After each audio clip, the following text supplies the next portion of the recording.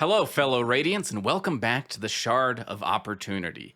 Last time, the Canonwalkers failed to save their beloved and beautiful companion Taszo from his own zealousy for finishing his quest of finding the lost honor blade, even if it meant him running off into the high storm after a group of religiously charged bandits who he had personally seen murder his closest friends not a week ago?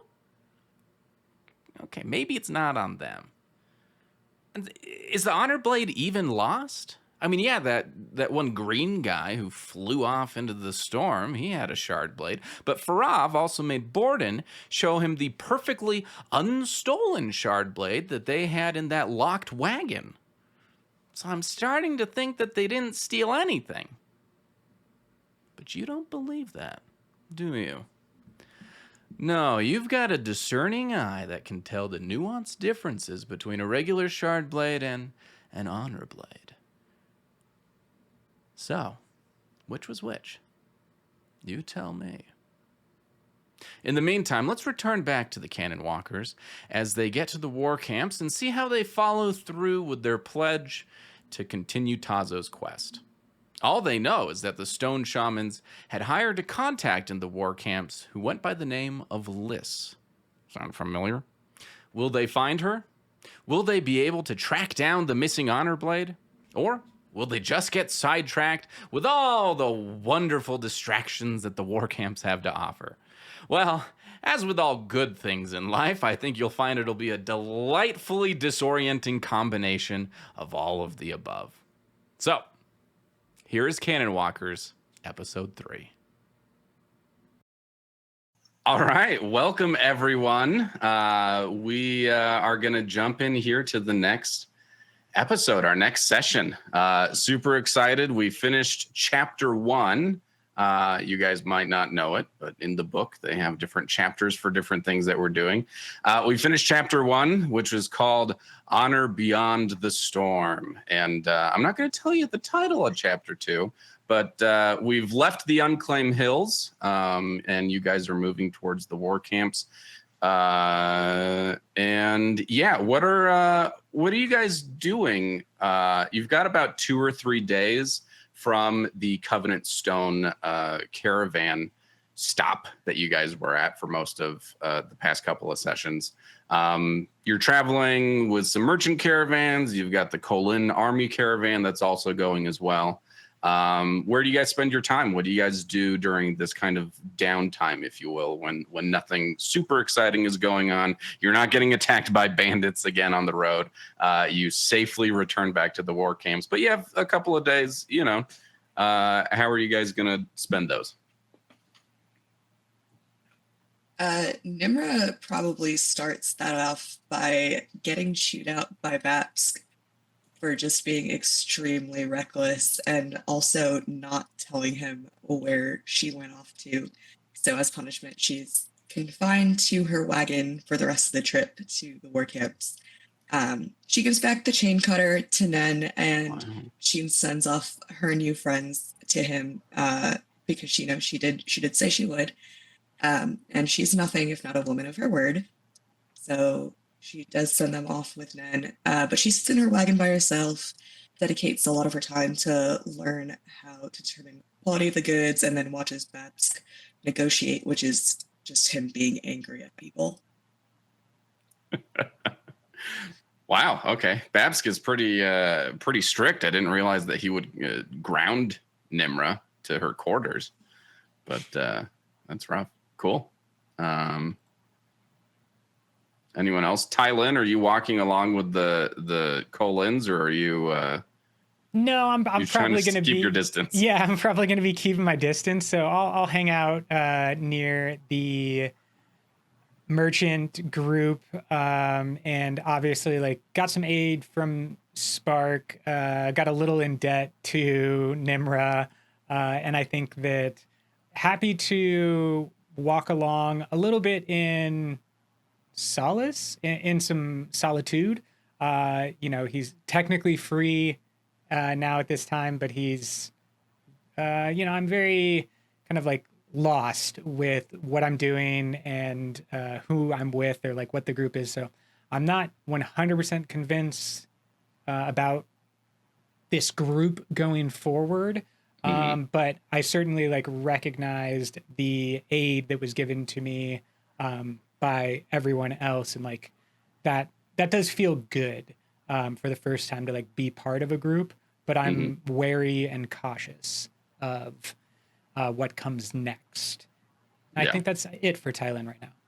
Yeah, I will say that Nen, as well as the other merchants are pretty open and welcoming to you. Having been part of the rescue crew for Tetrabin, and helping move the wagon.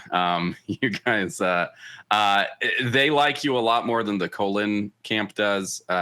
Most of the Kholin soldiers, if Borden took the manacles off you, then you're good in their eyes. But you do catch Alar kind of casting you, kind of an angry look every once in a while whenever you cross paths. But any of the other soldiers that you in the course of everyday activities, they greet you warmly or kindly, or at least not angrily, and treat you like a normal person. So that's good to hear. Yeah. No hard feelings for most of them. Cool. What about anyone else?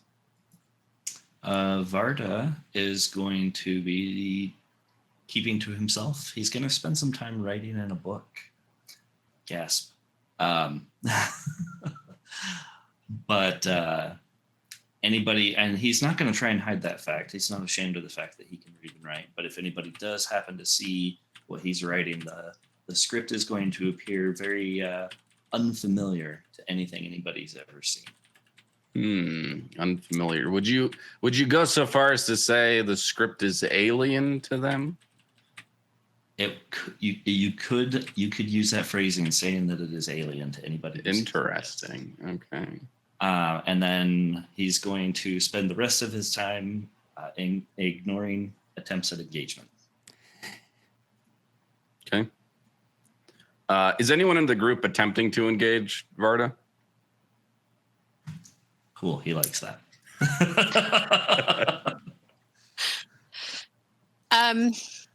Spark will probably be a little more reserved than normal. I mean, but if somebody talks to her, she'll be a little more exuberant again. But if nobody's interacting, she's probably a little bit more reserved than normal.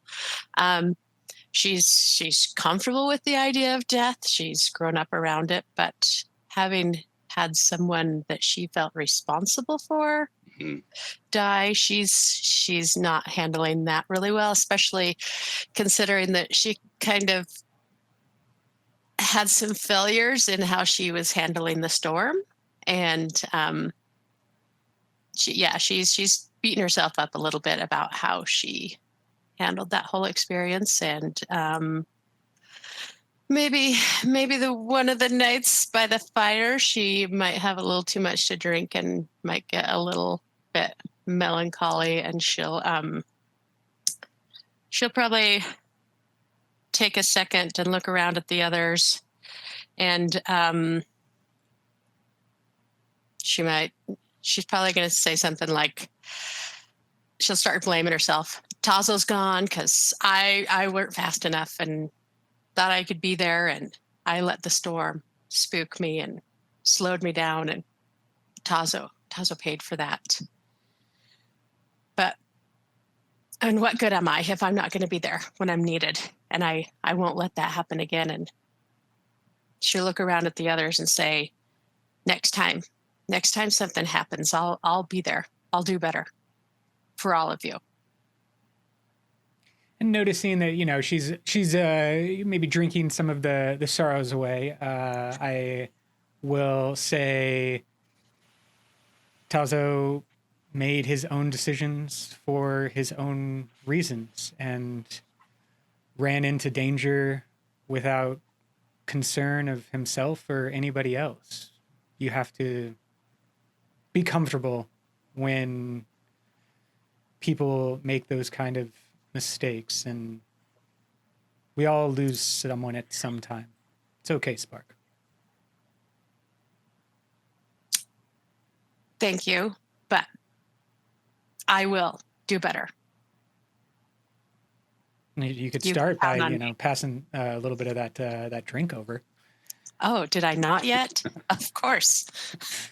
Nmra comes over with like two steaming bowls of stew, and she kind of hands one to both Tylin and Spark, and she's like, I saw you guys, you just, and she looks at Spark and she's like, you just didn't look super happy. And, I spent some times in your mountains and I learned a little bit how to cook. This might be not exactly what you're used to, but it's my attempt at horn eater stew. And she just hands it over. And she's about to say more, but Babs starts yelling at her from her wagon. She's like, I'm sorry, I gotta go. And she like runs away. Thanks, Nmra. Yes, she's very clever, and she so little, but she helped me in the storm. Again, I will be there for her as well. Yeah, just a swig and a. And then I will eat up that stew. All right. Awesome. Farav, Risha, what are y'all doing over these couple of days? Yeah, Risha is spending a lot of time kind of off on her own. She's not super engaging with everybody else. She spends her time writing or drawing in her notebooks, notes about what happened, things she's seen. And every once in a while, she might wander off to go and try to forage for some supplies, things she could like make into rope or things she could use for bait, for if she needs to go trapping for any reason. Cool. Yeah, if you I saw that you took the a trap talent in the hunter tree, so because of that preparation, I'll give you advantage on whatever first roll you make for your with that new trapping talent. Cool. Farav, what are you up to, man? Farav is probably very excited to be, in his mind, a part of a military group again, or somewhat of the first time. So he's going to be going around, and especially since Nmra isn't there to do business proposals, he's going to be offering to do like make weapons for everybody. He's like, "Oh, come to my black shop. We will make weapons." I can't get that voice right for the life of me. And so he's like offering to like make weapons, armor, and all of that. And he's going around up and down talking to Bordan. Mm-hmm. And in his free time, he's probably going to be just tinkering with his pain rail. Cool. Yeah, you have one of like the hammer that you made, right? Yes. Yeah, Borden's gonna, heft it and look at it and say like, this is some fine work. When we get back to the war camps, I'll talk to the requisitions for the Colon army. Maybe you could become one of our new suppliers. Oh, that would be very, very great. Very great. My wife would love that. Ah, you're married. Yes, very happily. I have a little child on the way. I don't know why I'm turning Irish. Me neither, but that's wonderful to hear. Always glad to help someone, and these are some pretty fine weapons for we definitely need them now more than ever. So, cool. And we'll see how that plays out once we get to the war camps. But anything else before we do cross these unclaimed hills and hit the Shattered Plains? No. Cool. Yeah, I mean, Sparkle will probably perk up again after that night, and she might be more likely to be wandering around and talking to people. She's also going to check on the prisoner occasionally. All right. In the wagon, because, He may be a little crazy, but she's got a soft spot for crazy. Yeah, Borden allows it based off of everything that you did for the caravan during the attack and during the storm. But there's no real change in the prisoner. He continues to mumble that litany over and over again to himself, not particularly aware of his surroundings very much. So, but he's fed and he is taken care of. So you aren't particularly worried about how he's being treated. Okay. Yes, Farav. Farav's probably also gonna he saw the shard / honor blade. He's gonna have a drawing of it in his own little workbook. Oh, okay, cool. That's right, because he's really interested in shard blades and shard plate, right? So that makes sense to me. Cool. So with quiet determination, the caravan drives through the unclaimed hills toward the shattered plains. Here, deep chasms scar the land, breaking the terrain into an endless expanse of arid plateaus. You travel onward to your destination at the western edge of the plains, 10 enormous craters, each occupied by a war camp from which the Alethi wage war against the Parshendi. Further to the west, a small market town collectively serves the camps, and the king's palace looms over it all. Who's got Alethi expertise? Okay. Nmra, Risha, and Farav, you definitely have it. You know exactly which war camps belong to which high prince. You know the order in which they're in. You probably know your way around the plains, Farav, obviously, because you live there. You know your way around the war camps, sorry. You also know the outer market and basically can get anywhere that you need to. You're pretty familiar with this area. Let's see. Yeah. As you guys approach, do you want to continue with the kind of Kholin group into the Kholin camps? Do you want to break off, go somewhere else? What is everyone going to do? Borden and the Kholin group doesn't even really look back or look at any of you. They just kind of assume that everyone's going to the Kholin camp with them. So there's no conversation there. But does anyone want to break off before y'all enter the Kholin war camp? Could we get a quick reminder about the task that Taszo kind of set us on? I remember he had this mission to find the honor blade, but then he said we should try to find someone. Is that right? Yes. Yeah, they had a contact. The stone shamans had a contact in the war camps who was going to help them track it down. It was really just chance, or was it, that y'all came across exactly where the honor blade might be, out in the unclaimed hills. His contact was Liss, Liss. And did we get a direction of Kholin war camp or another war camp? Okay, so it's just someone. No. Yeah. So you guys are going to have to track down this Liss character. Okay. I feel like we at least do have some contacts in the Kholin army who might be able to point us in the right direction, but maybe other characters have better suggestions. I will look around. Hopefully, we're all kind of here. I'll look around at the group and say, now that we're back, it's time to start finding Taszo's killers, right? We're all working on this together. Right? Yeah, of course, Spark, I'll help you out. For you, Thank you. And not necessarily for the guy, Taszo, that I barely knew. Right. Yes. Well, yes. Vardah?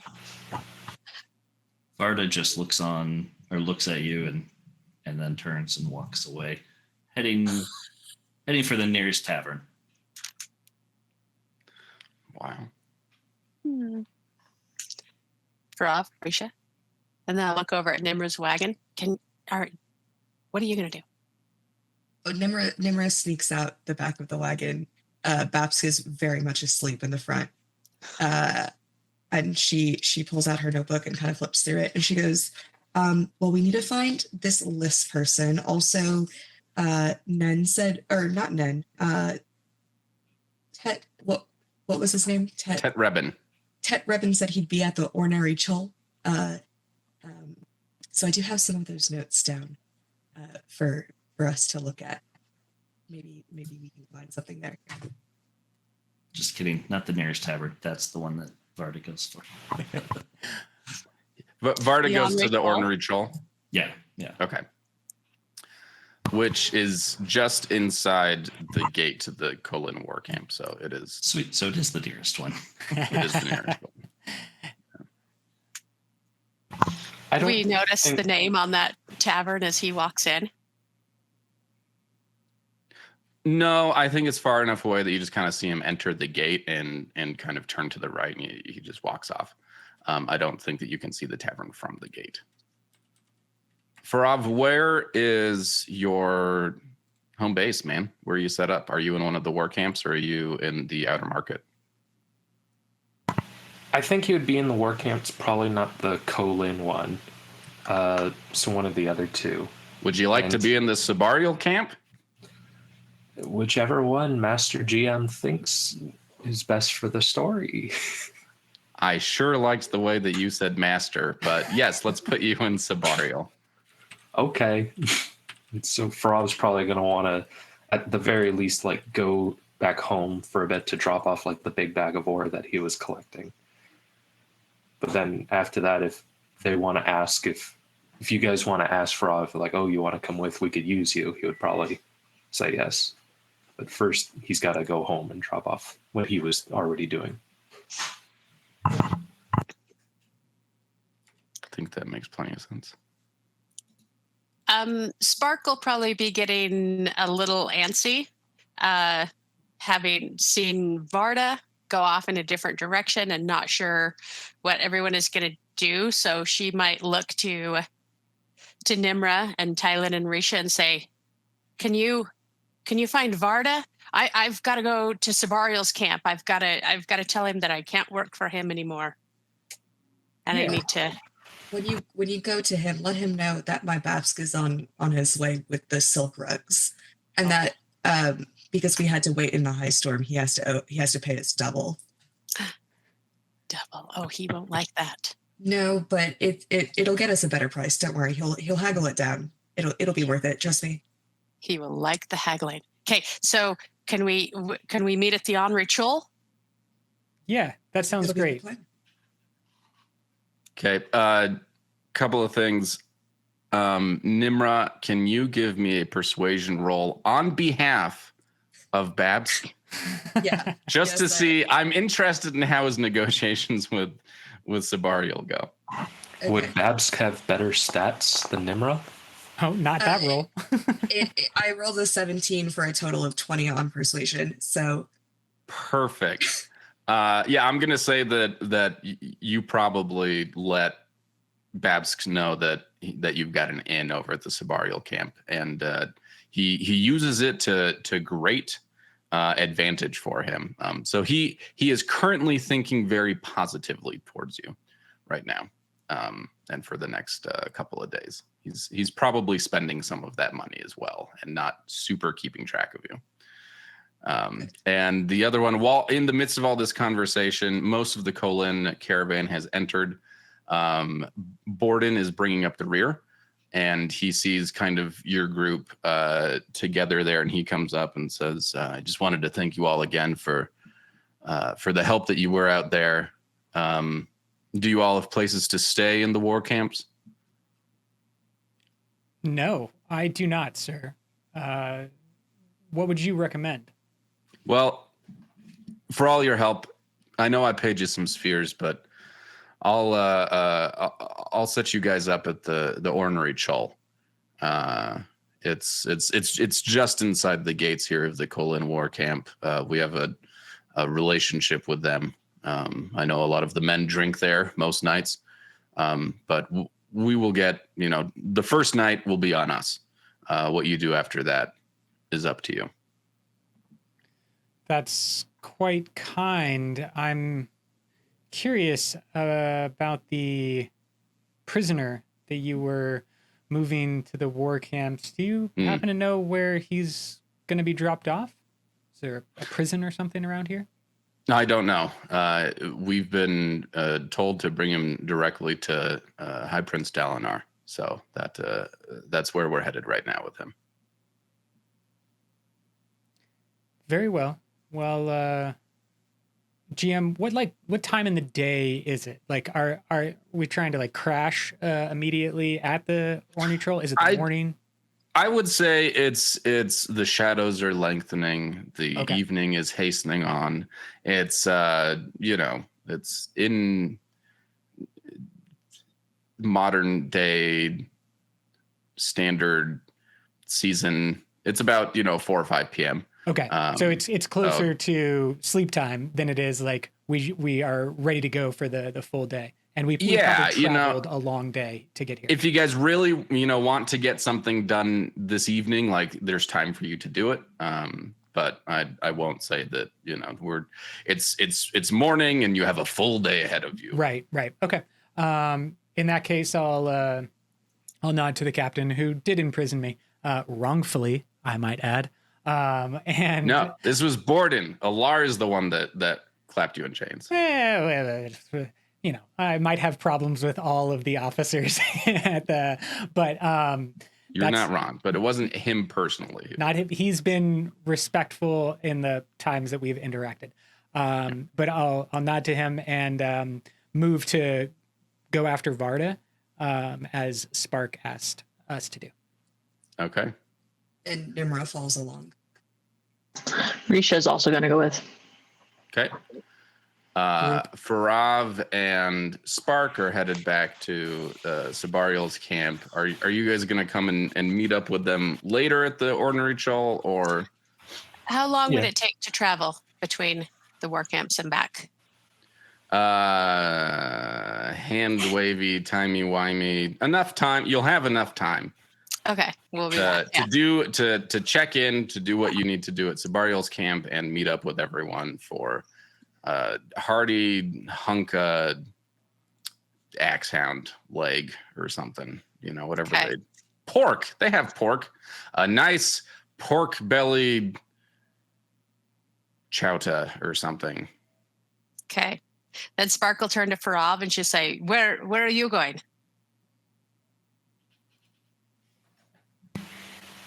Farav's going to be, I got to get home and I got to see my beautiful wife and drop off all these orders, and I can meet you there or we can go together. You're going to Sabarial's camp? Yes. Okay. Home. Then let's move. Because as soon as I talk to Sabarial, we're back and we are on the hunt. That sounds good. All right. I'll take Sounds off good. at a half trot. At a half trot. Hoping he keeps up. Okay. Farav, did you want me to role play as your wife, or? Completely up to you. We are Please say yes. skipping that. I kind of want the opportunity for Rav's accent to also find his wife accent, and then they intercede. Just me role play 2 to 3 different characters in one setting. Yes. Well, if you could do a good Shaggy impression, I'm sure you can figure this out. I like where the accent work is taking us. By the end, we're all going to have very different accents than when we began. Yeah, accents are hard. We're skipping over that, the GM said. Sorry for that. Yes. Yeah. You go home, you kiss your wife, you drop off the special ore shipment that the ore that you found out there from the hardened iron or whatever it was. Whatever else you want to do there before you head back out. You meet Spark as you guys are both leaving the Sabarial War Camp, headed back towards the Kolin camp to go to the Ornery Chull. Everyone is there, including Vardah, who may or may not be part of the group, or is he still off, just drinking by himself, or? He's not actually drinking. He has a drink, but it is untouched. I think also when Nmra walks in, she's gonna be like, "Hey, look, there's the weird guy. Let's go say hi." And she just walks over and sits down next to him. The weird guy. Yeah, she I doesn't hope know he's your so name. excited to see us. Yep, That's that right. makes He didn't sense. introduce himself, did he? Oh yeah, no one knows his name. That's a bummer.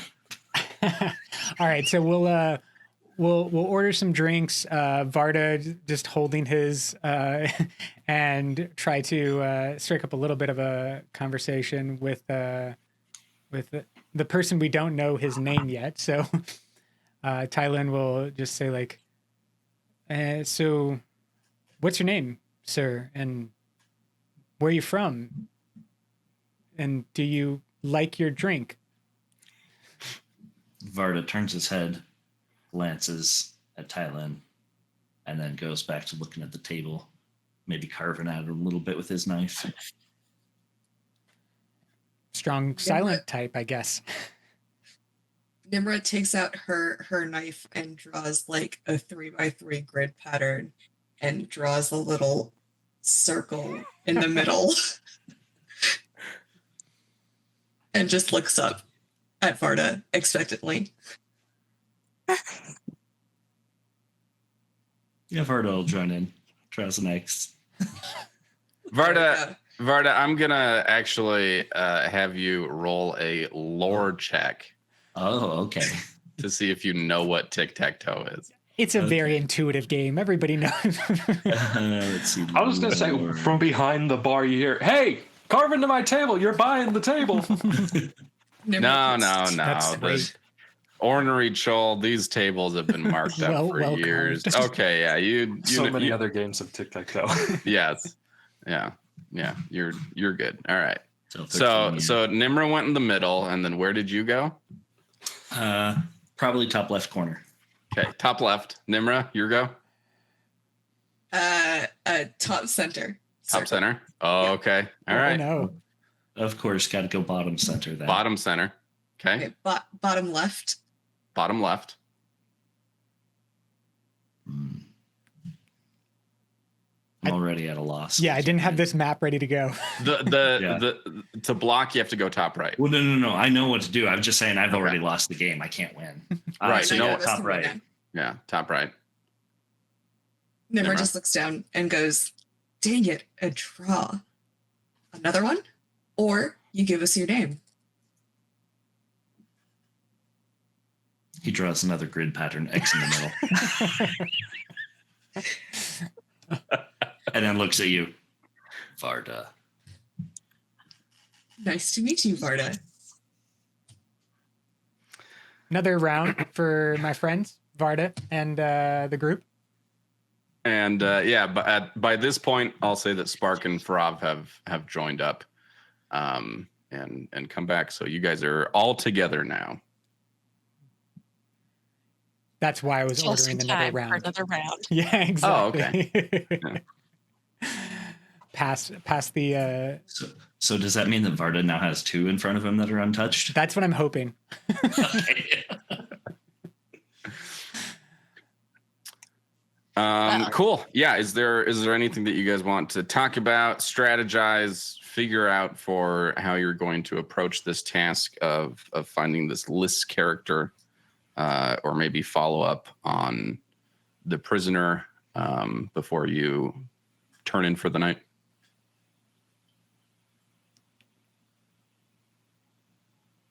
What's the bar situation like? Could you describe a little bit of the environment, or who's serving us drinks? What's going on in that regard? You have to serve yourself drinks. Oh, You okay. have to go up to the Self-serve. bar. There's no one going around. It's and there's a couple. There's 5 or 6 other tables. Most of them are filled with soldiers now getting off their shifts. But you do notice that they tend to serve mostly the lighter colored wines. to the soldiers, this still is the Colon Warcamp. They do have some food if you'd like to get that. Some lavish grain bread, some probably some kind of mostly men's food, but they can probably throw together something sweet for the women if they'd like that. But And they got the barkeep, spicy stews. male, female, what's the situation there? Well, the barkeep's situation is that they are male. Yeah, I don't know. Pretty standard barkeep. Okay. A bit rotund, a bit older in years. He's been doing this probably since the war camps. Okay. So like when I'm going up to get that next round for the table, I'll just say, thank you for the drinks. Do you happen to know anybody that could help us find someone in the war camp? We have a name, but we don't know where they're staying. So is anybody particularly good, or yourself? Do you happen to know a Liss by chance? Liss. Name doesn't ring a bell, but there's you're that group that came in with the caravan, right? And that just came back from the Unclaimed Hills. That's correct. Yeah. I heard some of the men talking already about you. Seems like you were quite the heroes out there. I wouldn't use that word. We just had some trouble on the road, is all. All right. Well, not how I heard it. I heard you fought off 100 Parshendi, just the four of you. You know how soldiers like to tell tall tales? That's true. That's true. You're not wrong there. In any event, what kind of a character is this Liss fella? I don't think that I really know that answer. I'll go with they're a little bit of the secretive type, but probably present throughout the war camps, helping out with information, exchange of, and kind of like give a shrug, and just start sipping my drink a little bit more. Well, the way that the soldiers talk about you, I would say it sounds like you'd ingratiated yourself pretty well with the Colins. I'd say maybe you could ask them, but if it's a bit too shady for the Colins, if you catch my meaning, I hear there's a information dealer at not quite as reputable a tavern in the Aladar camp called the Red Rockbud. The Red Rockbud, you say? The Red Rockbud. Oh, that's excellent. Thank you so much. What do I owe you for the drinks? Drinks? That'll be mark a piece. Yeah, I just realized how expensive that was and that I'm poor. But I was given 12 marks by the group last time. So I will pass. One of the soldiers from a nearby table overheard you buying drinks and comes up and says, "This man? No. This man doesn't pay for his own drinks. This man's a hero. He saved my life out there. He saved the life of everyone out there. He's already had a little bit." From 100 Parshendi. This is on me, and he puts down the 5 marks. That's kind of you, soldier. And then I'll say for the barkeep, and push over 3 additional marks with the pile of 6 that we paid for our drinks. And then I'll take the drinks back over, and then that's where we enter back in with Spark and Farav joining the group. Sounds good. After you gave him the 3 spheres, he kind of leans in close and he says, "If you do head to the Red Rock, bud, ask for Nell." Nell. Yes. Thank you, sir. And Yep. good evening to you. Yeah. brings the drink back, and then I'll place him down and be like, all right, somebody else is getting the next round, but Alethi cheers. I don't know what that happens to be. You didn't get this round. Sparkle slide right in next to Vardah. Notice his his untouched drink, and the second one, and say, "Are you gonna drink those? I can help you out." Vardah pushes one towards her. So, what are we gonna do? And she looks at him expectantly. He continues to carve away at the table. I'll understand the hesitancy, but also I was there for the tic-tac-toe exchange, so I know that deep down we're gonna get some sweet Vardah action eventually. It just takes a lot of work, but I'll tell the group about the Red Rock Bud in Aladar's camp, and say, and the barkeep let me know that we could ask around for a Nell, which isn't Liss, but it could be a good lead. What color drinks did you bring? I'm going orange. That's a medium on the light side, right? It's not the lightest possible, but it's a little intoxicating. Ooh, this is the darkest Babsk ever lets me drink, and she chugs it. Oh, little child. Cheers, Nmra. After you've already chugged it. Wait, how old is Nmra again? She's 18. Okay, all right. All right. Baller. Farav's gonna sit down and take off his leg to relax, so it's just twists it, pulls it off, and that's where he has the pain, the numbing rail is where the stump is. So he's gonna take that out, feel a little bit of pain, and sort of look at the drinks, but he won't drink. Farav, this is a meta question, not a Tylin question. Where on your leg is your actual amputation?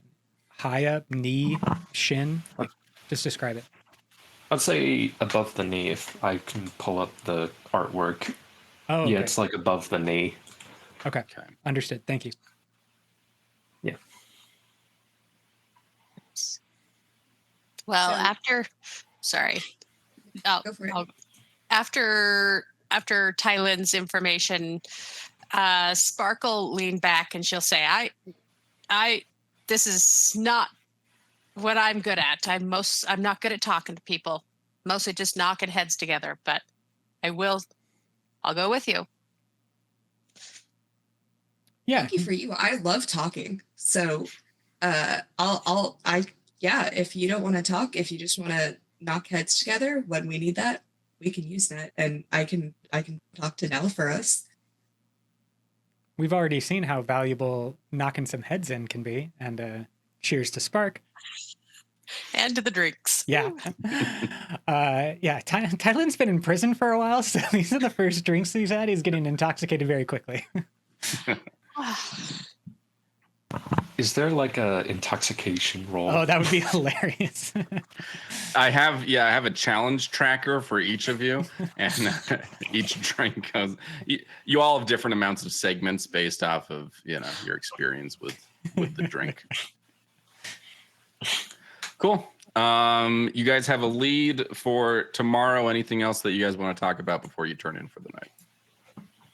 Did Tylin say where Nell was? Aladar camp in the Red Rock Bud Inn. Yeah. Okay, so I remember. I was just wondering if you had said it to the group. I did say it to the group. Yep, everybody is aware. Okay. Cool. All right. Okay, Y'all turn wait. in for the. Sorry. So Farav's gonna ask. Okay, so wait, what are we doing? Are we trying to? Why are we trying to find Liss? It was, to Vardah, Taszo asked for an oath to follow his mission, to find the honor blade. And you had mentioned that there was some type of blade in the caravan, but we also saw another with those tattooed bandits, the very serious looking ones, rather than the scruffy looking ones that attacked the Chull wagon, the actual ones that we like fought off in the boss battle last time. They had a shard blade as well. So I'd like to know more. Because when I looked in the chest and I saw the blade, it was there. So maybe Taszo was wrong. Well, he was willing to risk his life for it. So wrong or not, I think we need to find answers. Vardah turns to them and says, I keep oaths. I promised. I will. This is the longest sentence that Vardah's given us, so cheers to that, Vardah. Nmra takes one of his touch drinks and she like cheers Tylin back. And I feel like she's about to drink it. Does anyone want to take this out of this child, like very small child's hand? To be clear, on Roshar, 18 is not a child. These people are all adults. Yes, but like she's Farav 2 feet will. tall. Like, come on, guys. There we go. Farav will like take it from your hand and like place it back in front of Vardah. Oh, come on, man. His drink, he ordered. Fine. You're no fun. Next time. Yes, perhaps next time. It has been a long day, and I certainly could use some rest. Borden set us up here, so meet back in the morning. What do you all think? Yes, Aladar's camp. Yeah, we can head there in the morning. That sounds good to me. I'll bring breakfast, Chouta. Breakfast chowder? Sorry, that was a little bit Tyler being excited. I love a breakfast burrito so much. But Some biscuits and gravy wrapped in a tortilla. yeah, role playing breakfast chowder sounds great. Yeah. Then you should definitely meet us here for morning too. Babs won't mind, right? No, I think he'll be too busy counting and spending the spheres that he got from Savariel. Yes. Yes. Cool. All right. Y'all disperse to your various places. Some of you are staying at the Ornery Chull. Some, have other places that you have to stay. Spark, you quit? So are you staying at the Ornery Chull? Well, how far is it back to Savariel's camp? Actually, I think it lists If it's the order in which the camps are. You're in Colin. Aladar is just one over, and Sabariel is all the way at the end.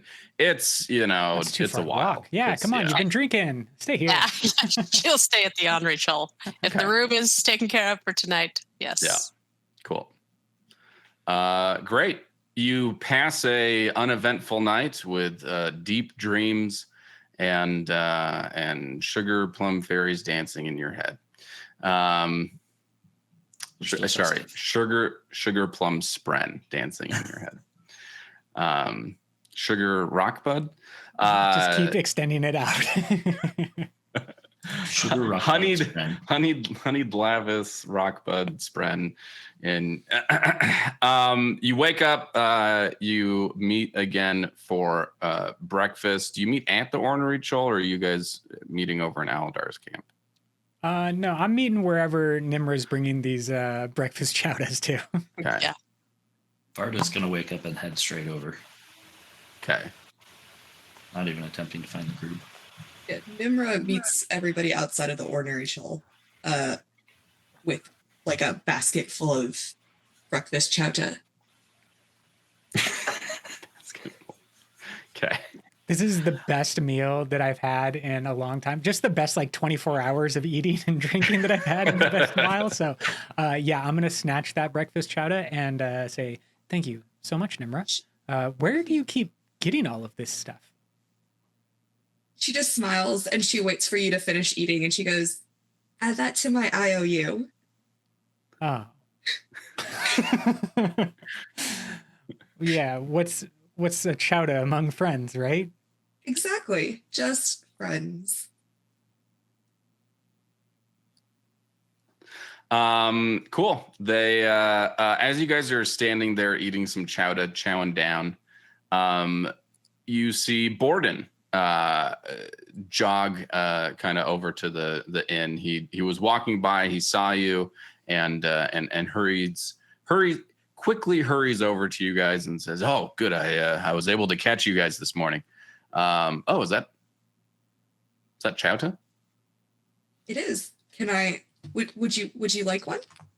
Yeah, I kind of rushed off this morning. I'd love one. Yeah, I didn't. Here, take 2. No. I only need one. Think I of only it need as one. Thalen generosity. I insist. No, it's okay. I'll only take one. Thank you though for the offer. I appreciate it. Of course. He takes one. He says, "Actually, there was something I was hoping to ask y'all's help with. I'm kind of in a sticky situation. Wondered if I could get you to help me with something that I don't quite have the manpower to look into right now." What's that? Well, so came back and checked in last night. It seems a scout has reported seeing some possible enemy movement not far from the war camps, but this scout is known for jumping at shadows, and I really don't think that it's anything. But it would put me at ease, and unfortunately, he's the son of one of the higher ups, and so I'd like to put them at ease too, without really using any of our resources to send men out. We don't have as many men as we used to. We're kind of wearing thin here. But if you could go out and see if there's this Parshendi strike force that the scout thinks he saw, that would be very, very helpful for us. Maybe I could help you guys with whatever you're trying to do here in the war camps in return. What's the location? You said out on the Shattered Plains? Yeah, it's a little bit in the plains. You'd have to go down into the chasms, but it's not far. Out, maybe an hour to get there. Farav will happily volunteer, at the very least himself. Thank you, Farav. You're proving very dependable for the Colons. Thank you. Is this spot close to, I guess, Aladar's? I know it's not on the Shattered Plane, but it would be how am I trying to word this question? I don't know. It's Is not it, on the way. Okay. The Colon and Aladar war camps are right next to each other. Right. Okay. So anywhere that's not those is not on the way. But it is kind of, a straight shot out and then back into the war camps, just about an hour or so. In that case, Nmra's like, yeah, why not? A small detour probably won't hurt. I don't see why we couldn't. I'll pay you, of course. We've got, I can probably requisition up to 20 marks each, if that changes anything for you. What about 30 marks each? Oh. How about 25? Deal. Okay. 25 marks each. I'm better at that sort of thing than getting information. So if you can find the information, I can do that. Okay.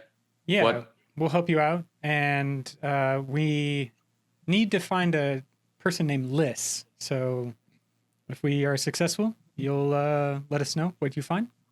Okay, Liz. Yes, I'll ask around and see if I have any leads on this character.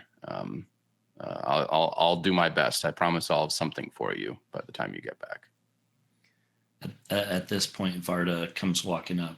He was waiting over at the other inn, bar, tavern, whatever, and was wondering why nobody was showing up, so he came to check out what was going on. Vardah, so glad that you're here. We have some Chouta, and we have a mission.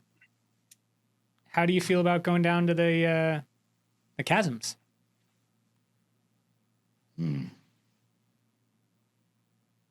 Might be enemies. Borden's asked us to check it out. Should be very quick. And really, I think it'll be nothing.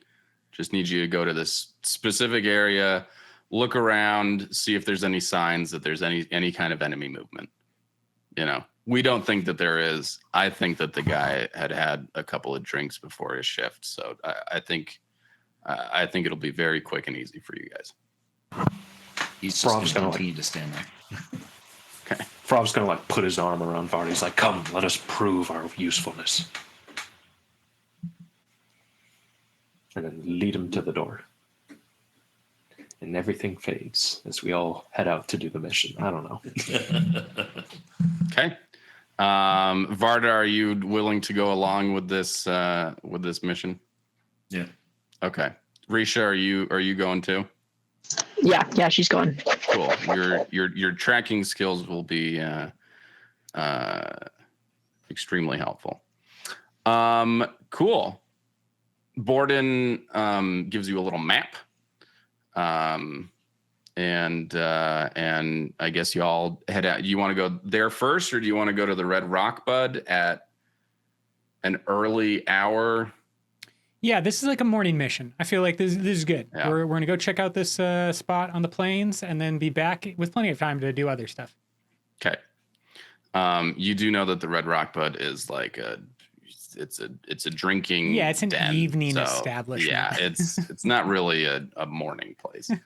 Perfect for dinner. The God knell bless you try harder. the knell that you're The evening Nell, you're- becomes the morning. cool. It's never morning if you don't stop drinking. Nmra is going to party hard for an 18-year-old. Little did we know. Yeah.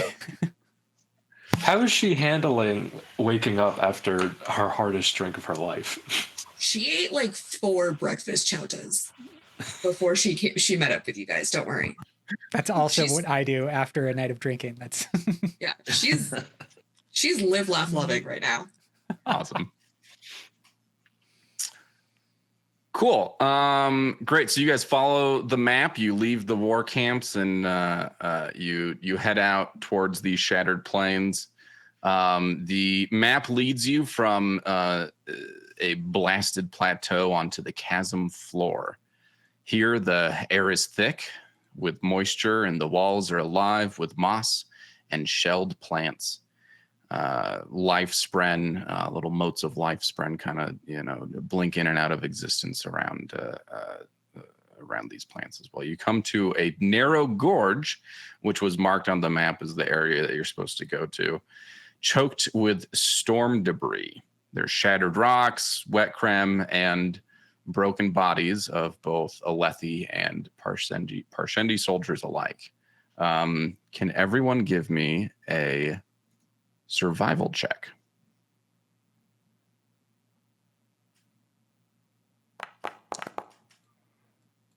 We've got a 4 from Nmra.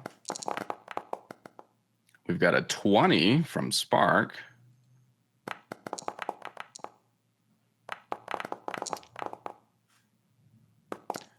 Tylin. 14 from Tylin, 14 from Vardah, 18 from Risha, and 12 from Farav. Okay, cool. Most of you passed that. So I will say that you are unseen or unnoticed as you see 4 Parshendi soldiers stepping between the bodies.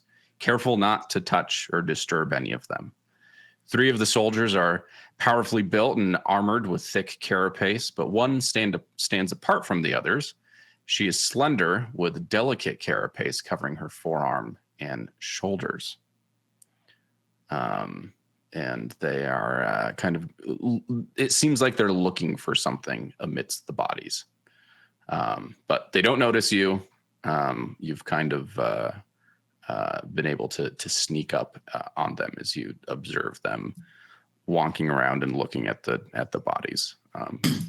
Can Vardah be out front Sure. of our group? He's gonna hold his arms out, trying to block our group, and just like motion for quiet. And is there a corner that we can kind of pull back behind? Yeah, there's probably a kind of a cutout or a hollow in the narrow gorge. I mean, it is a pretty narrow gorge, so that any twist or turn will hide you pretty much. Yeah. Farav's gonna like slowly pull his hammer out. Just like have that at the ready. Okay. And Vardah will put his hand on it, indicating hold still, hold steady. Well, we'll use all those military, we'll pull back and I don't know. Yeah, exactly, just like in baseball. Okay, That's Napoleon.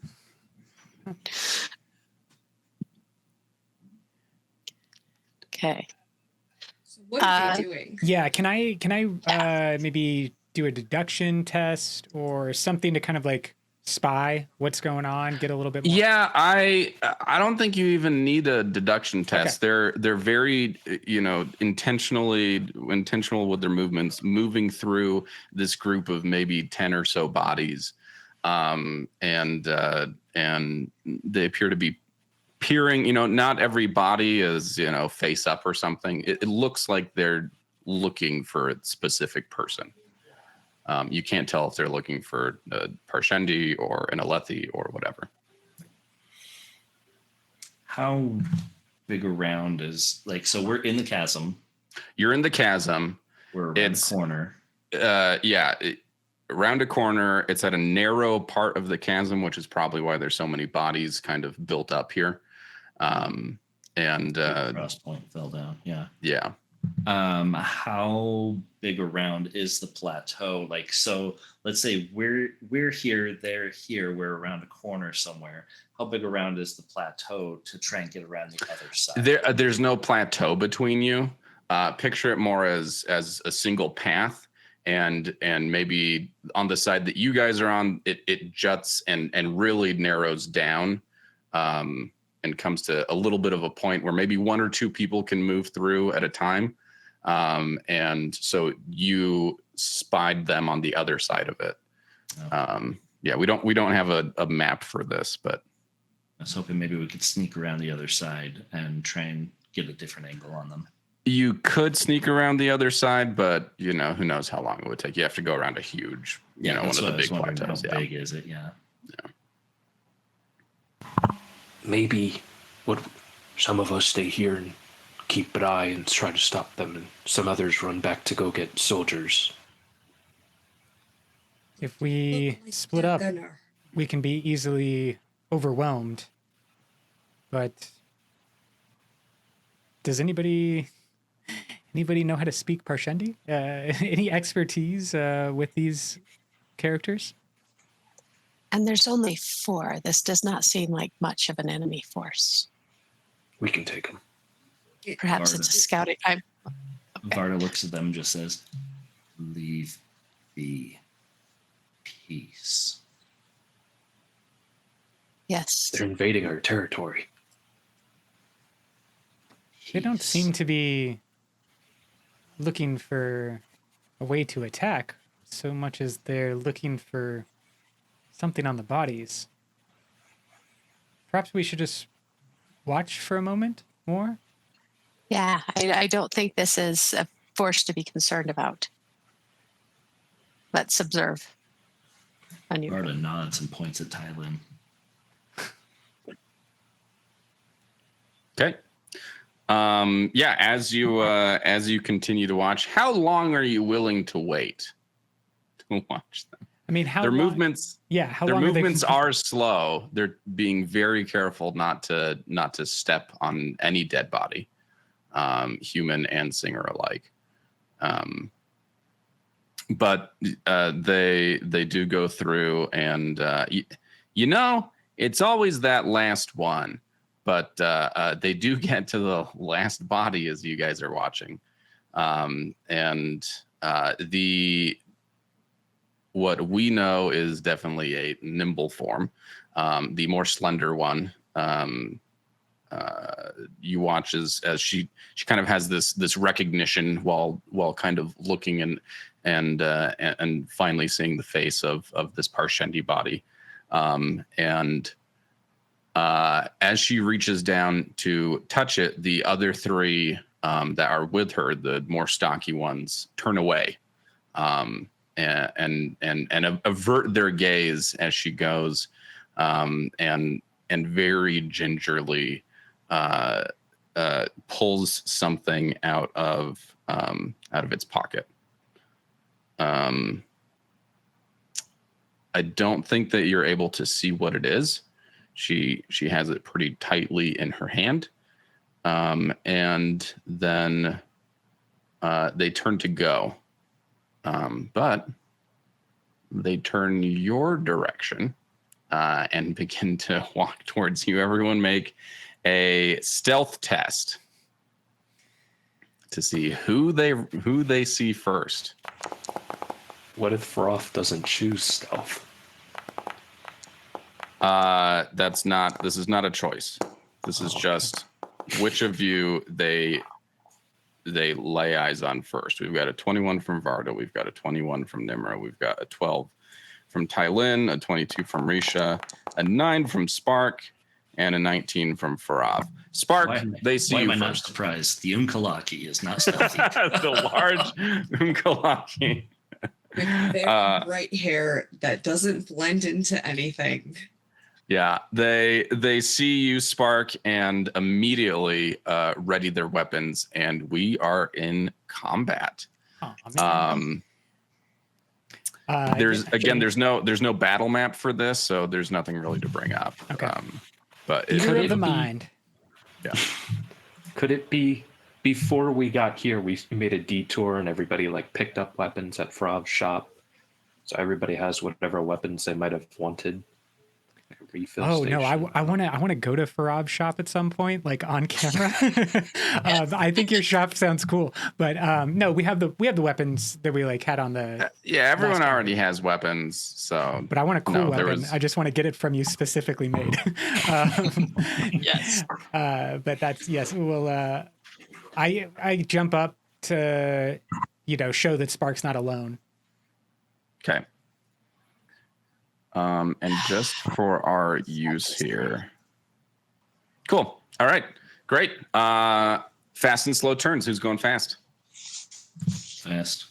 Okay. Fast. Slow. Yeah, I'll go slow. Okay. So Vardah, Farav, and Nmra are going fast. All right. Cool. Who's going first? Go first. Okay. I'm going to be bold and just rush right up and attempt to grapple, like grab arms. Oh, okay.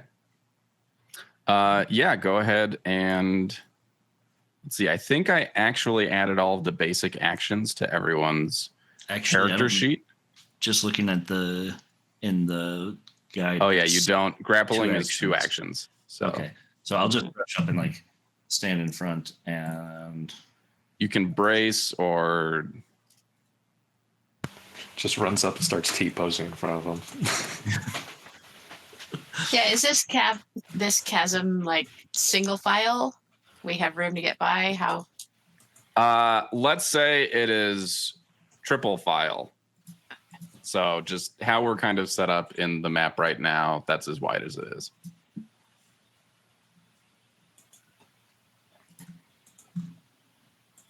I guess maybe I can ready. Yeah. So if she goes to attack, then I will react, I guess. Okay. With an attack, or what's the action that you're readying?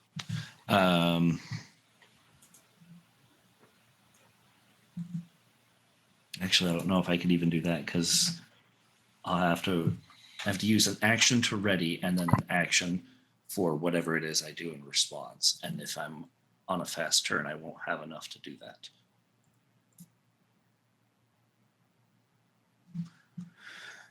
Am I reading that right? It's a little ambiguous, but I think so. Yeah, you can't just use like ready and then use something that takes 2 actions for free, right? You need to have the amount of actions. So.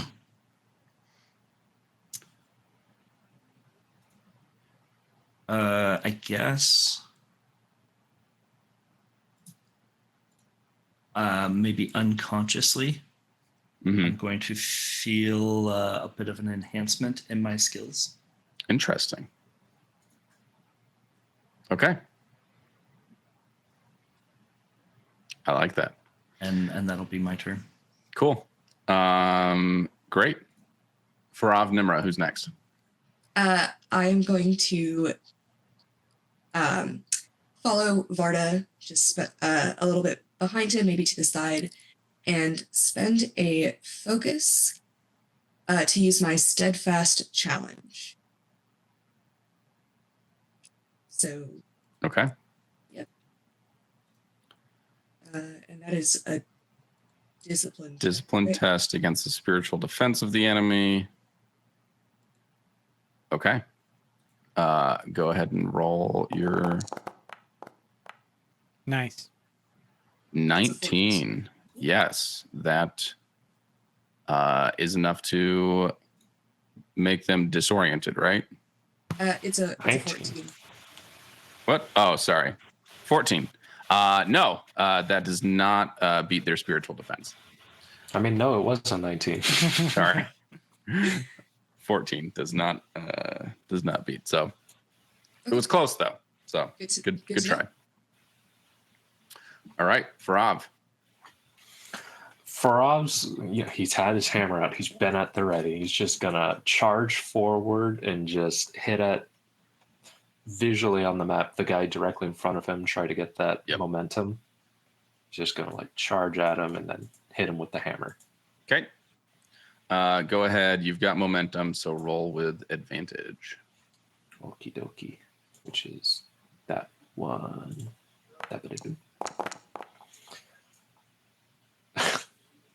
That's going to be a 15. 15 hits. Excellent. 11 damage. Okay. And he takes 9 damage because he's got 2 deflect. So that's a solid hit on that war form right there. Good job. Fast turns.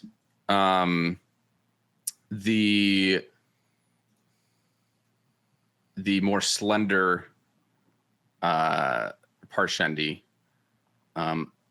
disengages from you guys around her and kind of moves back using a free action to kind of whisper, hiss something in the Parshendi language to her 3 companions, and she kind of retreats backwards through the gap.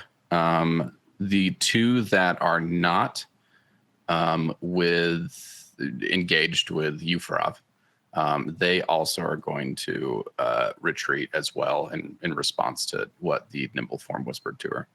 The one that is engaged with you, however, is mad that you hit it and unwilling to listen to whatever the slender one said, and is going to attempt to attack you with Bring its it, crab axe. face.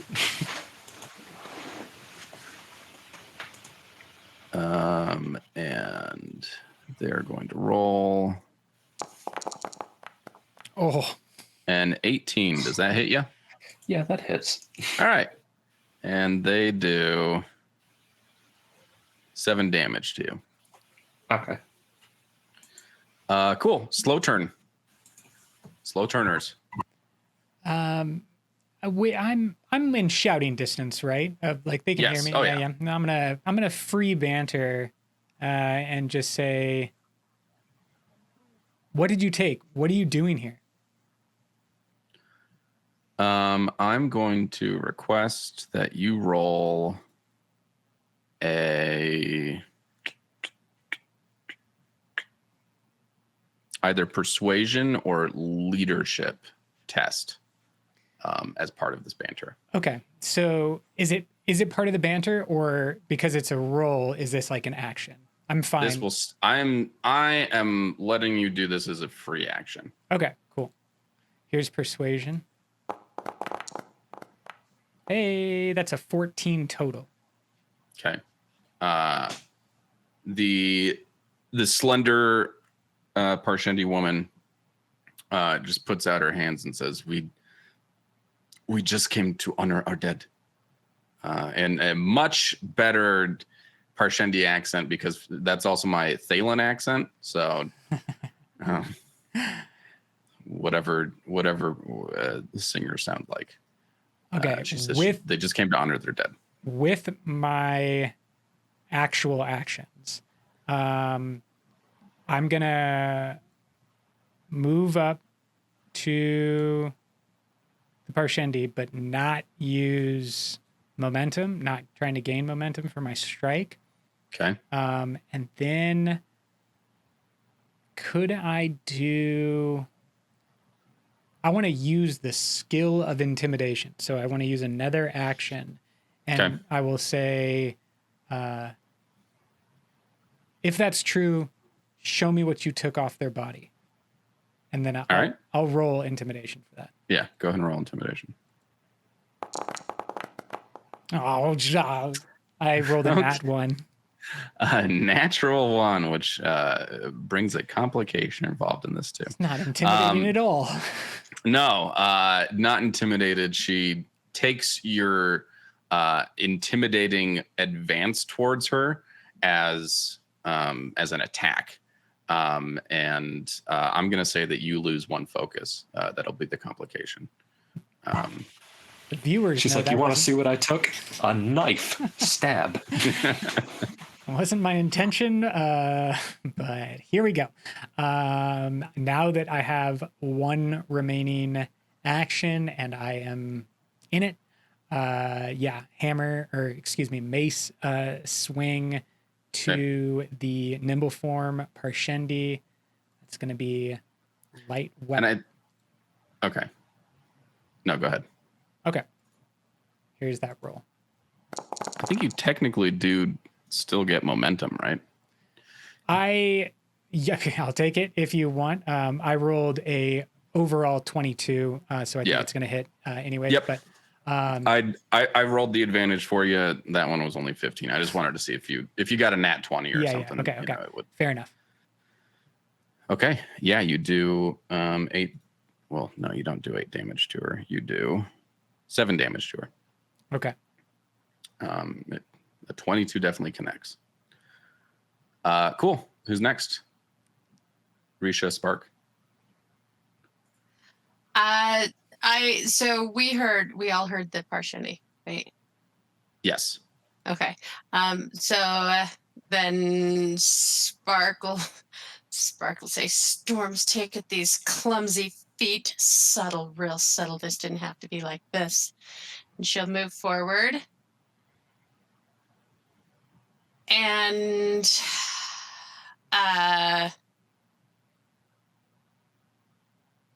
say we can all leave in peace. Okay. But show us what you got. Repeating what Tylin said. Oh, okay. Not like a... Yeah, not like a threat. Come on, show us what you got. but with her hammer out. Okay. Do you want this to be intimidating? Do you want this to be leadership, sure. persuasion? Like, yeah, intimidation, leadership, or persuasion. I'll let you roll any of those, and I will make you use an action to do this one. Okay. All right. Intimidation is probably best. Let's see how this goes.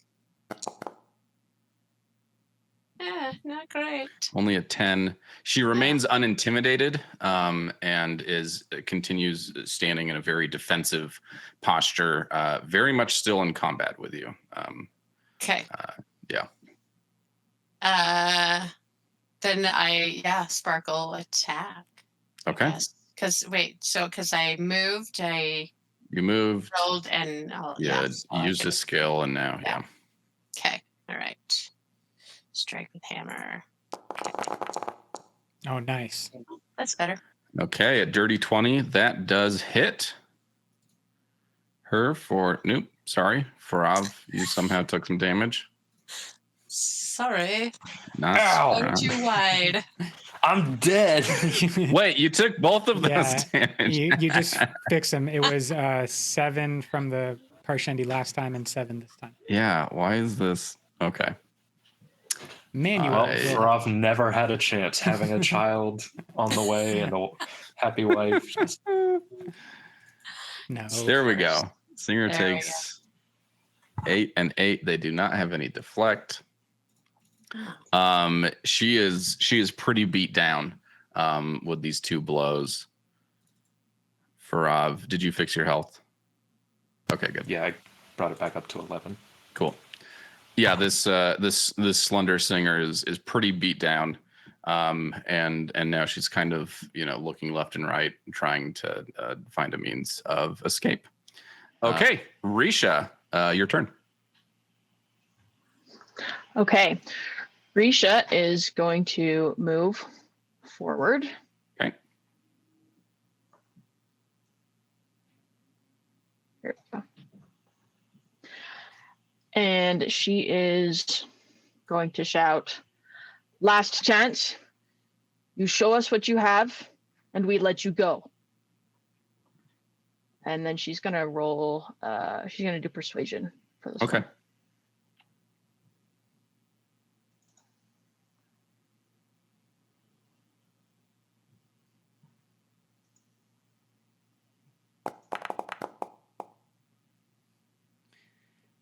A 9, which the nibble form, having been so beat up by you, is really not interested in listening to what you have to say right now, Risha, and does not respond by showing you what she has. She just grits Cool. her teeth. Then Risha is going to attack her Okay. with her short bow. All right.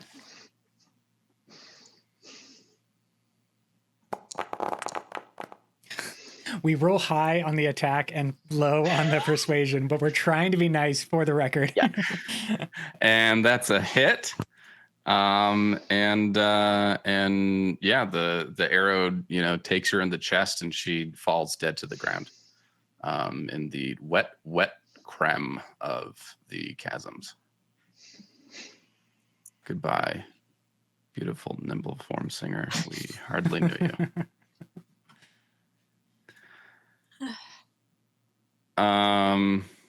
Okay, that was 2 actions. Anything else you want to do on your 3rd action?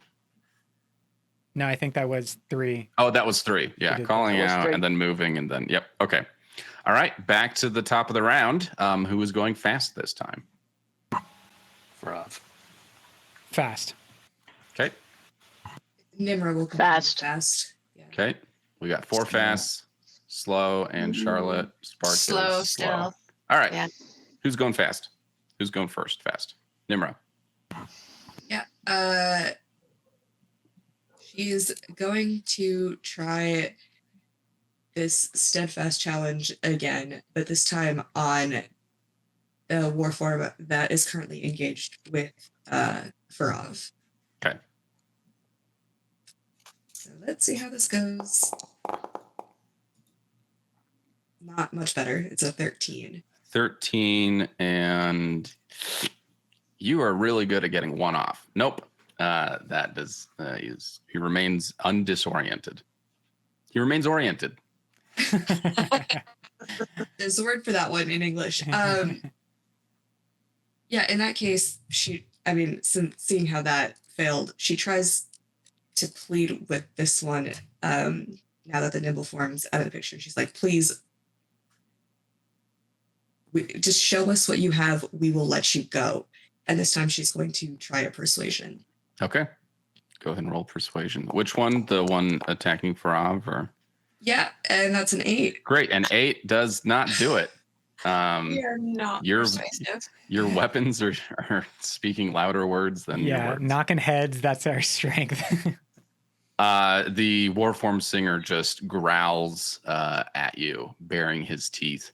And yeah, he is not interested in anything you had to say. It's also unclear whether he understands Alethi. Yeah, that's fair. I didn't think about that. Well, I tried, you guys. Good All luck. right. Who's next? Farav, purely because I don't want to make it seem like Farav is just the murder happy guy. He's going to like point at him with his hammer. He says surrender, and then point at the dead one and say or die, and make a threat, I guess. All right. Yeah, that's intimidation. That is not persuasion. I will not let you roll persuasion.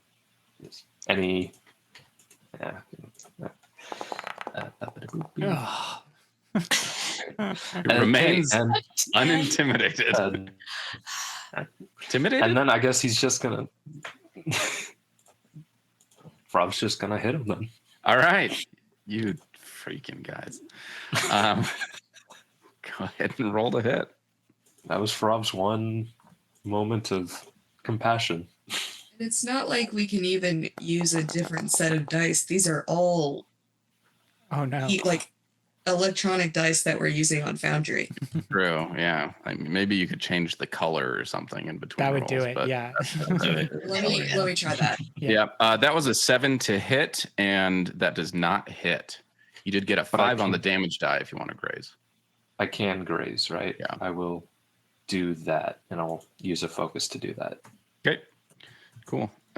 You graze. Oh, I figured out how to do it. I'm a genius. You graze, and he takes 3 damage.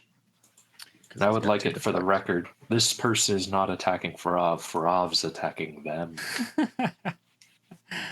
And with Farav's attack and that graze, I've shifted into the survival fighting mode. So I did try. We all tried. That's for the record. And now I'm going to gain advantage using deduction. I'm trying to like understand the physical environment, maybe like the footing of this this war form after he's been grazed. So I'd like to roll deduction to gain advantage. Okay. Go ahead and That is definitely going to do it. That's a 24 overall. 24 will do it. Yeah, I'll say that, you haven't, this is the first time you're face to face with a Parshendi. And through the fighting so far and through this deduction test, I'll say that you understand now a little bit better about their armor and where it is, their carapace, etc. So yeah, you'll have an advantage on this next attack against it. Okay, based on that feedback, where do you think the weakest point on their armor is? I'm probably going to say like not the chest or the torso, maybe like the knee. Would you say that's particularly weak compared to everything else?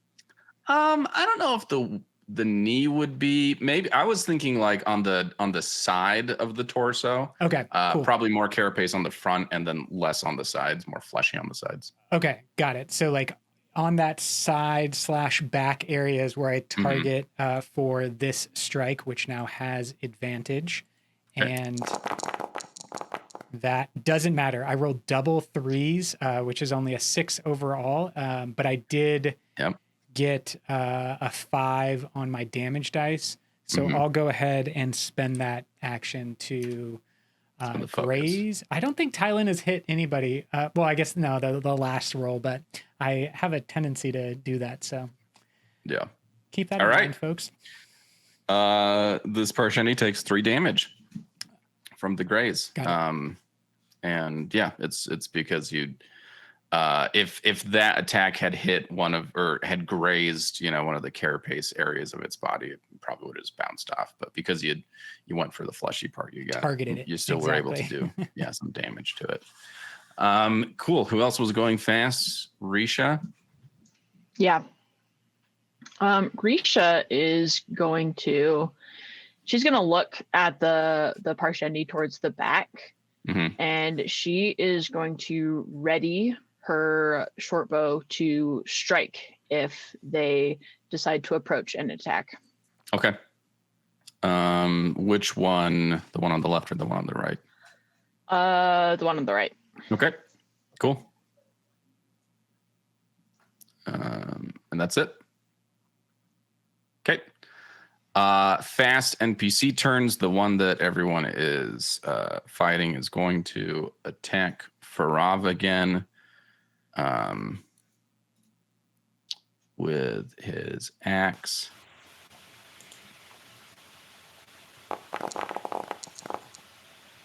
Does a 16 hit? 16 sadly hits. Great. So you take 9 damage. And Can I use my pain rail? Yes. Before Yeah. that one. So with my level up, I got not a pain rail, a numbing rail. And it says the numbing rail decreases the wearer's sense of pain. Before you take damage while wearing it, you can use a reaction to spend 1 charge to reduce the damage by 1d4. Yep. So it's got 3 charges. So you're down to 2 now. Go ahead and roll a d4. Okie dokie. Cool. And 2. 2. All right. So you only take 7 damage. Go ahead and give yourself 2 more hit points. Cool. However, Warform Singers are able to use their strike action twice on each turn. So they're going to attack you again. Oh, Please no. no. And does a natural 20 hit? Please no. I think it does. They're going to use that opportunity to maximize their damage, doing... That didn't do the right amount. Should be 9. Doing 9 Killing. damage to you. How much does that take you? How much does that do? I had 4 left. Okay. Can I use the pain rail again? Yes, go ahead and use the pain reel. And this is good because now we get to talk about injuries. I don't want to die. That's going to be another 2. So Okay. Still in 0. Still in 0. That's fine, though. The injury table is in combat, I think. I was not expecting to die this early. You're not dying. When you hit 0 hit points in the CosmereRPG, you are unconscious and you're knocked prone. So go ahead and make yourself prone and unconscious. And then you have to roll on the injury table. Okay. I have found the injury table. So go ahead and roll a d20 for me, Matthew. Please be a natural 20. Please be a natural 20. Please be a natural 20. And that's going to be a 7. A 7. Okay. What the heck? All right. So a 7 on the injury duration table means that you have a shallow injury that you will suffer from temporarily for the duration of 1d6 days, 5 days. So I'll let you determine what that injury is if you want to role play it or not. Maybe a broken wrist or a highly sprained wrist or something like that would probably go away in about a Rosharan week and be healed. Sure. I think he sees me like coming at him with his hammer. He knows how like he can see like maybe the smile on Farav's face as he swings in. So he like knocks me prone and then he brings the blunt end down on like my hand or my wrist. Yeah. Cool. Sounds good. Quick question. Why was Farav smiling when he was attacking the guy? Because these are enemies. And he's happy. He's getting to prove his usefulness against people who are his enemies. Got it. Okay. He gets to live out that day in battle that he never had. Okay. All right. Cool. At the end, no, on your next turn, you can come back to 1 hit point and regain consciousness. But that's all that you can do on your next turn. Generally, people who are unconscious and prone are going to not be targeted by enemies.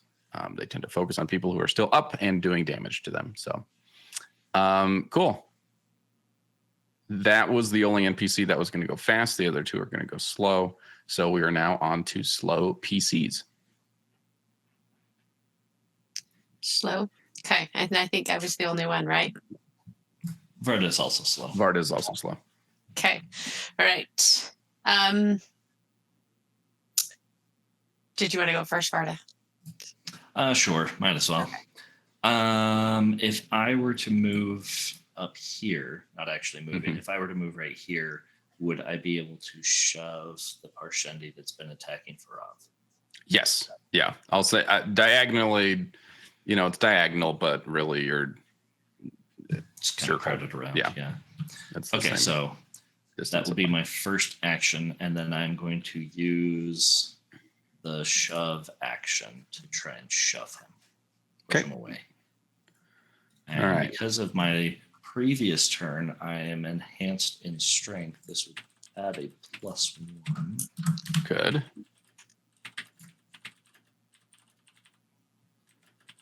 So go ahead and roll. 17 overall. 17 does beat his physical defense. So yes, you push him 5 feet backwards. Perfect. And that's my turn. Okay. Cool. Spark. Spark, seeing that Farav has gone down and remembering that she's trying to be protective, is gonna move to step in front of Farav. Can I reach that war form from there? Yes. Yeah, you can. Okay. Then I'll step in front of him and roll to attack on that one. Let me open that up on here.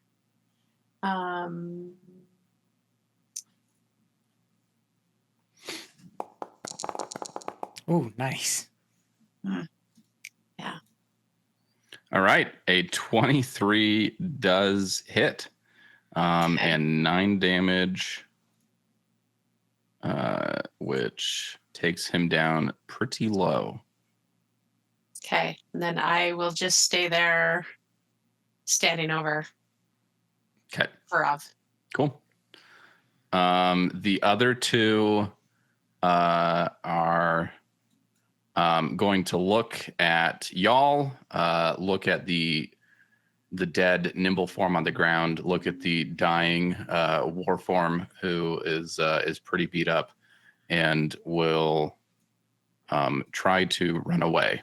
Moving, each of them will move back 25. Well, actually, each of them will move. No, all right. I'm going to do a cool thing here. They are a war pair, and so they actually have an interesting thing that they can do together. In that when one of them moves, the other one can use their reaction to move with them. So one is going to move back 25 feet. The other one's going to use their reaction to move back 25 feet. And then that one is going to move another 25 feet. And that one is going to follow them. So they make a very hasty retreat. And I'm going to say that they just completely get out of run off down the chasm too quickly for you guys to be able to follow. Okay. And back to the top of the round. This war form still has a little bit of life in them, but they're very little bit alive. Okay. I'll go fast. Slow for Farav. I assume this fight's just about over. Yeah, slow for Vardah as well. Okay. Anyone else going fast? Nmra will go fast. Why not? All right. Tylin and Nmra are going fast. I will use my weapon, but I want to make note that I'm only trying to get them to 0 hit points, but incapacitate them rather than murder them. Okay. So that's just my warning on that. Am I far enough away to trigger momentum. That needs to be over 10 feet. I'll let the GM make that call. I think so. I think if you have to move to hit them, like, Okay. I think that's 10. Then I move to strike, which triggers momentum, and then my roll is with advantage, and here it comes. Doesn't really matter because I rolled a 12 overall. A 12 does not hit. Yeah. Great. You miss. So that was move and strike, and I didn't do anything. I tried to, again, be nice, and this is what I get. Turn over. Do you want to graze? My graze is 4. Yeah, I'll take that opportunity to graze and subtract a focus. All right. You graze. They take 2 damage, which does bring them down to 0 and incapacitates them. Perfect. So combat is over. You now have 1 dead nimble form singer. You have this other war form singer on the ground, unable to fight back anymore, but no longer unable to fight back, but still alive, still conscious. And I think we're going to end our episode right there. Oh, cliffhanger. We'll come back after our break to talk to, maybe interrogate this singer, see what they were doing here, and continue on in y'all's search for Liss and trying to continue Taszo's mission. So thank you, everyone, and we will see you next time.